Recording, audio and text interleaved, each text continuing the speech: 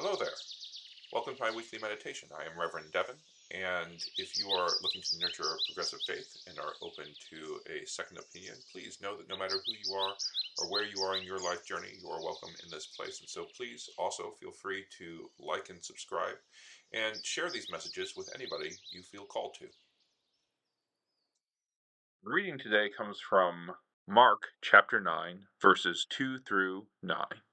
6 days later, Jesus took with him Peter and James and John and led them up a high mountain apart by themselves. And he was transfigured before them, and his clothes became dazzling white, such as no one on earth could bleach them. And there appeared to them Elijah and Moses, who were talking with Jesus. Then Peter said to Jesus, "Rabbi, it is good for us to be here. Let us make 3 dwellings, one for you, one for Moses, and one for Elijah." He did not know what to say, for they were terrified. Then a cloud overshadowed them, and from the cloud there came a voice, "This is my son, the beloved. Listen to him." Suddenly they looked around, and they saw no one with them anymore, but only Jesus, and they were coming down the mountain. Jesus ordered them to tell no one about what they had seen until after the Son of Man had risen from the dead. Hello, sisters and brothers. Welcome to another weekly meditation here at the Ascension Lutheran Church. And today we are going into Transfiguration Sunday. This is the Sunday right before Lent and Ash Wednesday. And we traditionally, it's like a non-holiday, we always have the same reading every single year. I'll be very upfront. This is usually a Sunday where senior ministers pass the buck on to whatever apprentice minister they have because they don't want to do it anymore. But the passage that we have today, Mark chapter 9, Jesus going up the mountain with his disciples, Peter, James, John, seeing Moses, Elijah, God coming from the clouds, light, shining faces or shining clothes, depending on whether or not you're reading Mark or Matthew. It's something that we do every single year. And for me, I generally tend to water down the message into how it relates to Lent, which is a time for us as Christians to think about our relationship with God, how God calls us into the world, and what sort of path we should be on in order to be the type of good people that we want to be. Ultimately, following Jesus, following God, following love, committing ourselves to that in the world is a transformational journey. And we don't really know exactly where it's going to go. And very often you have to make sacrifices in order to do that. And we see this in this passage when you get through all the superhero stuff that's happening. Ultimately, you see a moment right before Jesus commits to going to Jerusalem where he is changed into something better than he was before. And that is something special, and also that is something that we can do in our everyday lives. That's why I tend to focus on the metaphorical meaning behind the message more so than the story itself. And I'll explain why as we continue this discussion through this video. So the first thing I would note about this reading from Mark chapter 9 is that it seems really, really stupendous.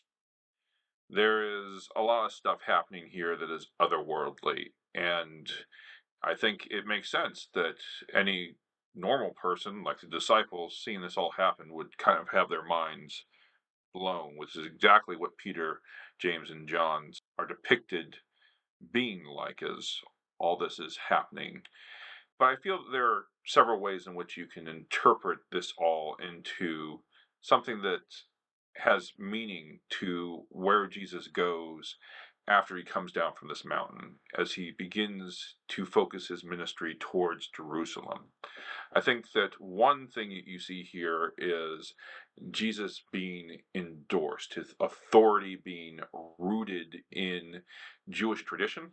You have Elijah and Moses, who are these two major prophets within the Jewish tradition, sort of giving their endorsement to Jesus before he begins this leg of his ministry and faith journey. And you also have that entire billowing cloud thing and God speaking down.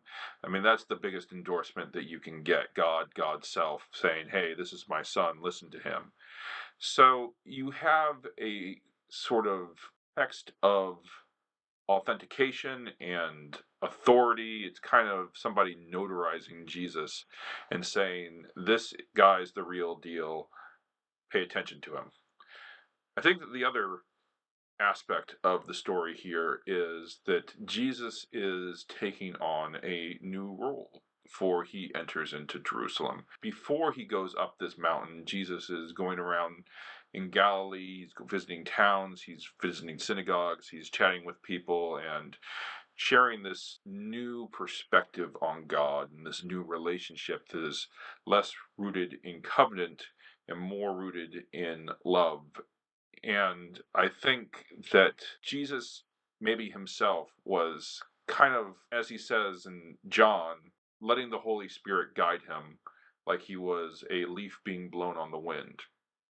I think that once he went up this mountaintop, he was better able to see where it was his faith journey was taking him. He could see that it was leading to Jerusalem, and he had to make a choice. And that choice was, do you go to Jerusalem and potentially lose your life while committing yourself to the love of God, or do you decide to go home?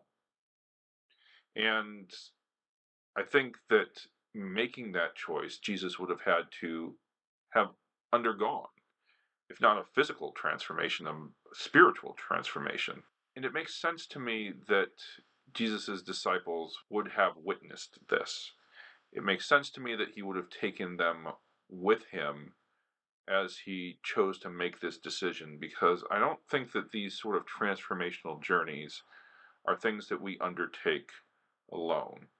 I think that as we enter into the season of Lent for us as Christians, it's kind of a time for us to ask, what does our road to Jerusalem look like?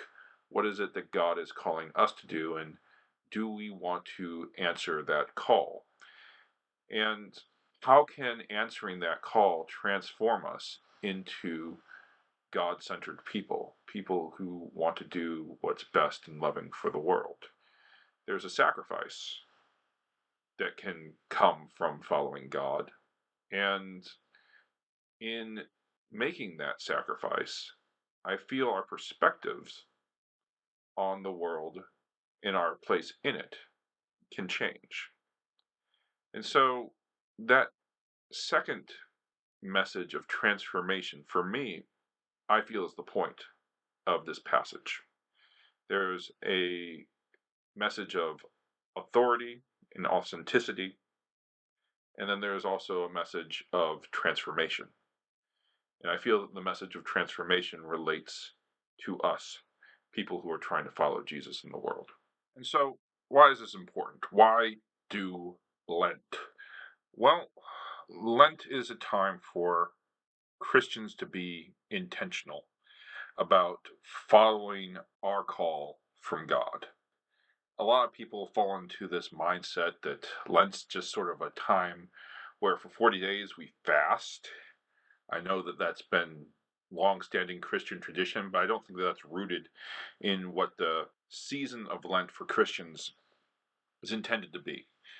Lent isn't about giving something up. Lent's about taking something on. It's about taking on your relationship with God and seeing where that goes, even if it's up a pretty steep slope.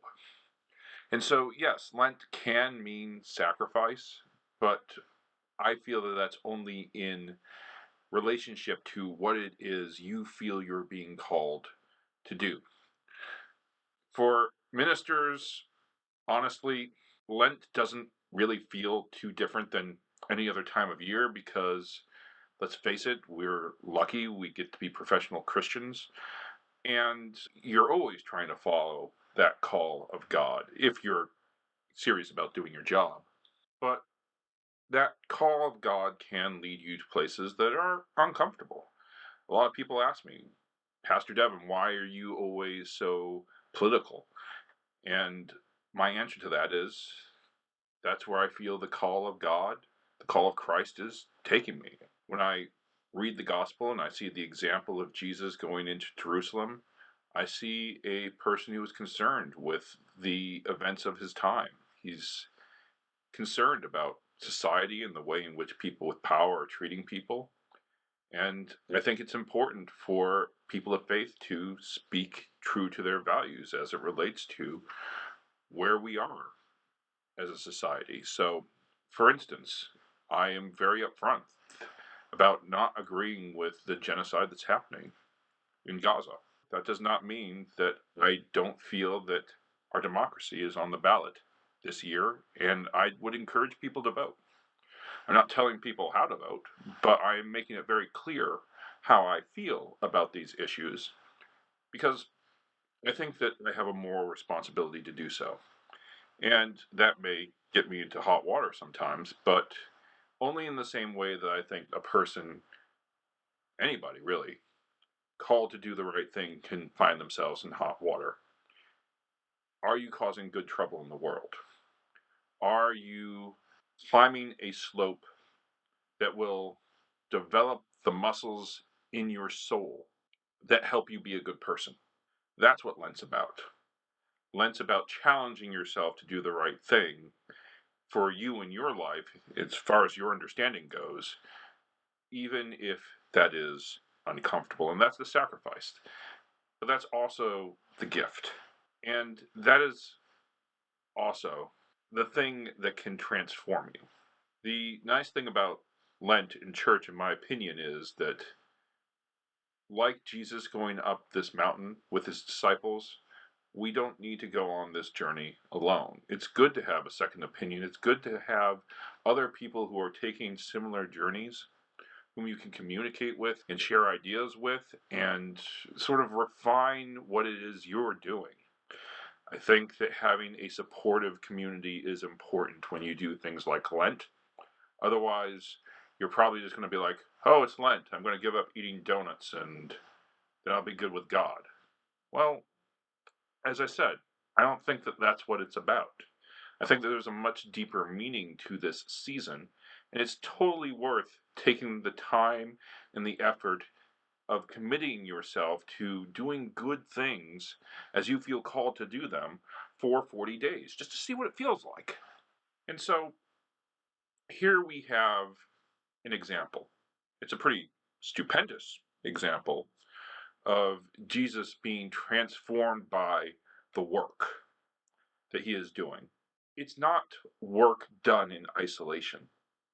It is rooted to Jewish tradition, as we see through Moses and Elijah, and it is also rooted towards an understanding of God. Ultimately, it is work that is meant to help people in this world. And it was when he had this transformational experience that people saw a change in him. From this country rabbi who was causing trouble to somebody who was really committed to changing this world as best he was able.